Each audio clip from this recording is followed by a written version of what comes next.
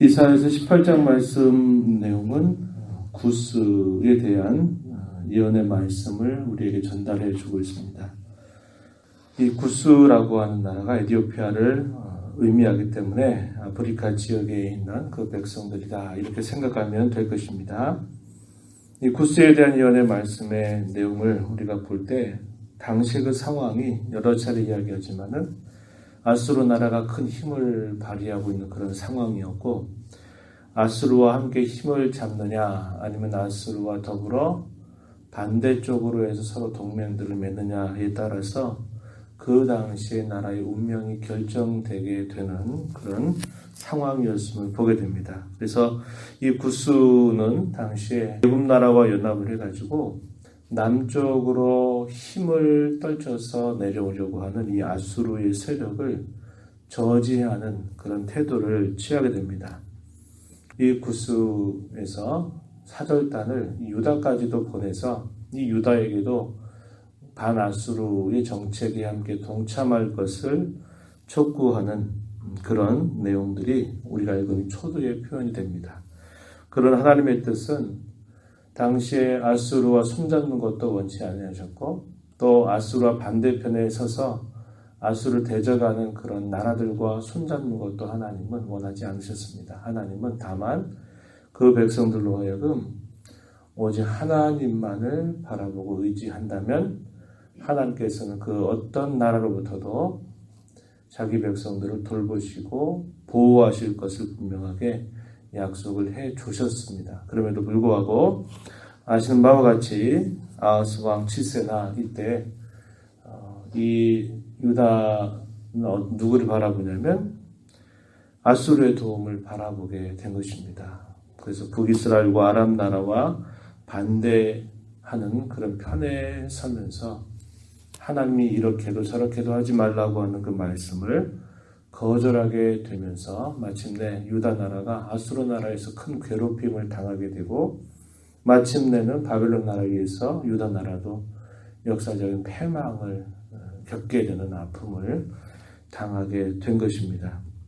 오늘 보면 1절 말씀에 가서 보면 슬프다 구스의 강 건너편 날개치는 소리나는 땅이여, 갈대배를 물에 띄우고 그 사자를 수로로 보내며 말한다. 배를 띄워서 사신들을 그 주변의 나라들에 보낸다는 겁니다. 뭐라고 보낸다고요? 민첩한 사절들아 너희는 강들이 흘러나는 나라로 가되, 장대하고 준수한 백성 곧 시초부터 두려움이 되며 강성하게 대적을 받는 백성에게로 가라. 당시 이 구스를 이렇게 표현한 것입니다. 이 구스 나라에 가서 그들과 함께 서로 동맹을 맺어서 당시에 큰 세력을 떨치는 아수르 나라를 대적하라 하는 그런 요청을 하고 있는 모습을 표현했습니다. 3절 말씀에 보면 세상의 모든 거민 지상에 사는 너희여, 산들 위에 기치를 세우거든 너희는 보고 나팔을 불거든 너희는 들을 지니라, 이렇게 표현했습니다. 당시의 모든 구스를 비롯해서 지상에 사는 모든 그런 백성들을 향해서 산들 위에 기치를 세우겠다. 산 위에 높은 그런 산 위에다가 깃발을 세우겠다는 겁니다. 이 기치라는 말이 깃발을 뜻하는 말입니다. 우리가 앞에서도 그런 표현을 했죠. 하나님께서 만민의 깃발, 기호를 세우실 것이다 이렇게 말하고, 그 깃발 아래 만민들이 모여들게 할 것이다 이런 말씀을 우리가 읽은 바가 있는데, 하나님께서 산들 위에 깃발을 세울 것이다. 세우거든 너희는 봐라. 나팔을 불거든 너희는 들어라. 이렇게 말씀합니다. 하나님께서 그 당시에 서로 나라들 간에 동맹할 것인지 적대할 것인지를 계속 살피면서 어디에 손을 잡아야 될까 우왕좌왕하고 있는 그런 상황들 속에 하나님께서 깃발을 높이 산들 위에 세우실 것이다. 보고 들어라 이렇게 말씀합니다. 이 말은 하나님께서 그 열방들 가운데 행하실 그 일들을 주목하라고 이야기하는 겁니다.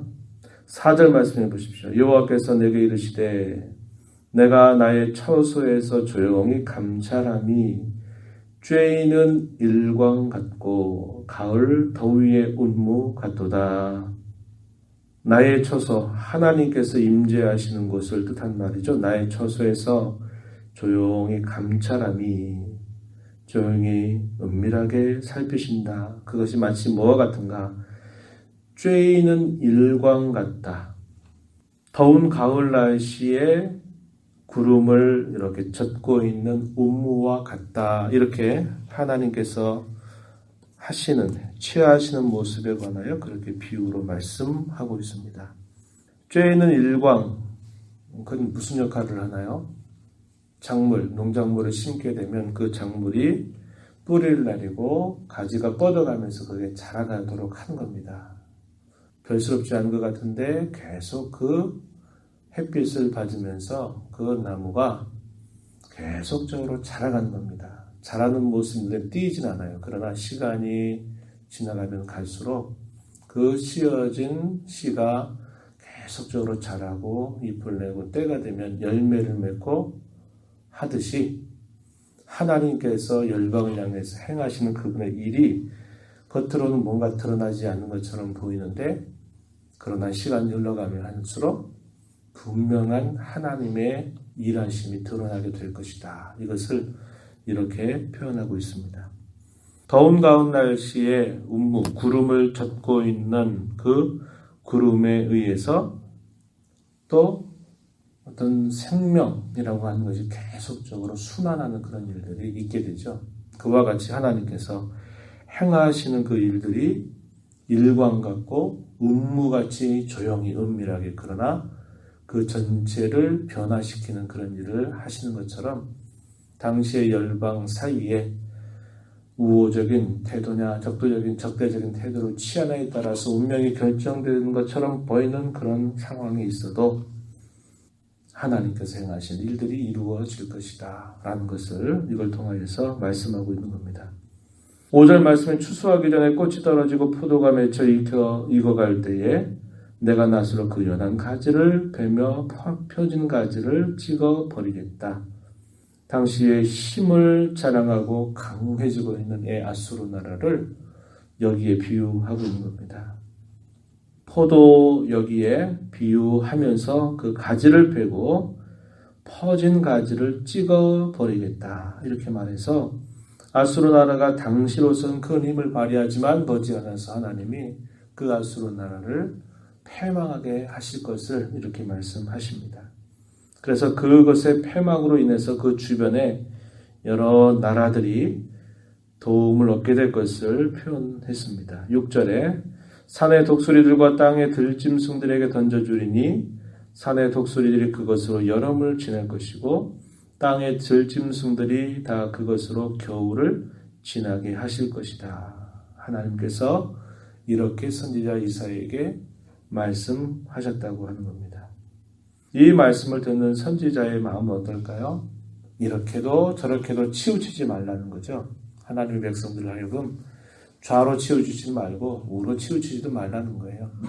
아수르 나라와 손잡으려고 하지는 말고 아수르 나라와 반대하는 나라들과 또 손잡으려고 하지는 말고 오직 하나님의 역사 경영, 하나님이 행하시는 그 일 앞에 오직 겸손하게 하나님을 의지하고 바라볼 것을 말씀하고 있는 겁니다. 그래서 선지자 이사야는 이 말씀을 받고 당시의 유다의 왕들을 향해서 그렇게 말하는 겁니다. 하나님께서 우리와 함께 하신다.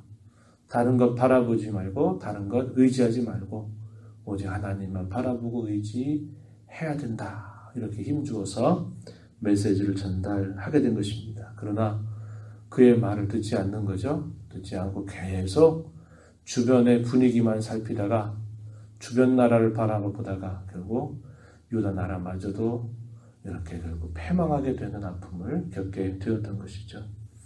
7절 마지막 절 말씀에 보면 그때에 하나님께서 그런 일들을 역사 가운데 행하실 때 강들이 흘러 나누인 나라의 장대하고 준수한 백성 곧 시초부터 두려움이 되며 강성하여 대접을 받는 백성 구스 나라를 이렇게 표현했어요. 백성이 만군의 여호와께 드릴 예물을 가지고 만군의 여호와의 이름을 두신 곳 시온산에 이를 것이다.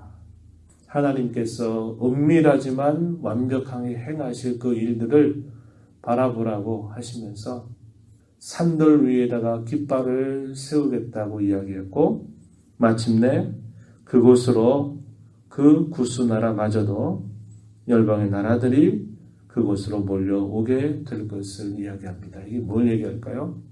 하나님께서 이루실 구원의 역사 안에 마침내 이런 이방의 백성들이 함께 포함될 것을 예언하고 있는 말씀입니다.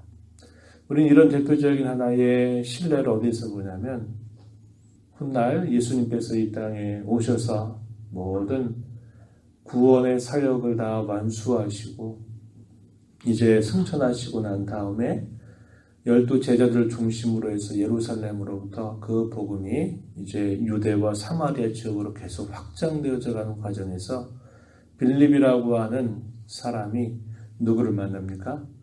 에디오피아 네시를 만나죠. 네시를 만나서 그 네시가 명절을 지내기, 유대인의 명절을 지내기 위해서 그가 예루살렘으로 방문했던 때에 그가 그 빌립을 통하여서 복음을 듣고서는 내가 예수가 그리스도를 믿겠다 그러면서 거기서 세례를 받고 돌아가게 됩니다. 근데 훗날의 역사가 어떻게 됐습니까? 이 에디오피아가 하나님을 경외하는 그런 나라로 서게 되죠. 이렇게 이 예언의 말씀이 아무것도 아닌 것 같이 보이는데 그것이 하나님이 마치 음무와 같이 일하시고 또 쬐이는 일광같이 일하시는 일들을 통해서 결국 이러한 분명한 열매를 나타내고 계시다는 것을 우리가 보게 된 것입니다. 하나님의 역사 경영은 지금도 계속 그러한 것입니다. 하나님의 나라가 마치 빵 전체를 부풀게 하는 누룩과 같다 그러죠. 눈에 보이지도 않고 작습니다. 그런데 마침내 빵 전체를 부풀게 하듯이 우리 살아가는 나라가 일어나고 폐망하고 하는 일이 끊임없이 반복이 되고 무수한 사람들이 태어났다가 죽고 하는 일들이 반복되는 것 같은데 그 모든 일들 속에 무엇이 이루어집니까? 하나님께서 말씀하신 것이 실현되고 이루어진다고 하는 것입니다. 그래서 우리는 그 하나님만이 우리의 의지의 대상이고 우리의 찬양과 경배의 대상이 되신다고 하는 사실들을 언제나 기억하면서 그런 하나님의 구원 역사 안에 우리를 불러서 그 하나님을 아빠 아버지로 모시고 살게 하신 그 은혜가 얼마나 크고 귀한가를 기억하면서 그 하나님께서 우리들에게 행하실 장차 미래에 행하실 그 놀라운 일들을 우리가 확신하면서 오늘을 살아가는 그런 하나님의 백성들이 되어야 할 것입니다. 복된 주일을 맞았습니다. 그런 하나님이 오늘도 우리를 구별하셔서 예배의 자리, 찬양하는 자리로 오늘 우리를 또 초대하실 때 그 하나님의 구원의 은혜를 감사하면서 기쁨으로 하나님을 찬송드리고 장차 우리에게 주실 영원한 참된 안식을 우리가 기대하면서 주 안에서 안식을 함께 누리며 기뻐하는 복된 날이 되기를 바랍니다. 하나님 아버지 감사합니다. 한 주간 동안에도 주님의 도우심과 긍휼하심 가운데 보냈습니다. 오늘도 주님께서 저희들에게 구별하신 날, 우리에게 복 주시려고 존귀한 날로 구별하신 이 날에 하나님의 백성들, 하나님의 구원의 역사에 부름받아서 구원받은 주의 백성들 모두가 한자리에 나와서 우리 가운데 행하신 놀라운 일들로 인하여 하나님 앞에 감사하고 찬양케 하시며 장차 저희에게 행하실 놀라운 일들을 저희가 믿음으로 바라보며 확신하면서 하나님 오늘도 주 안에서 참된 안식과 즐거움, 기쁨을 누리는 모든 성도들이 되게 하여 주시옵소서. 은혜의 보호자 앞에 나와 간구하는 모든 심령들을 용납하시고 크신 은혜를 더하여 주시옵소서. 귀하신 예수님 이름으로 기도하옵나이다. 아멘.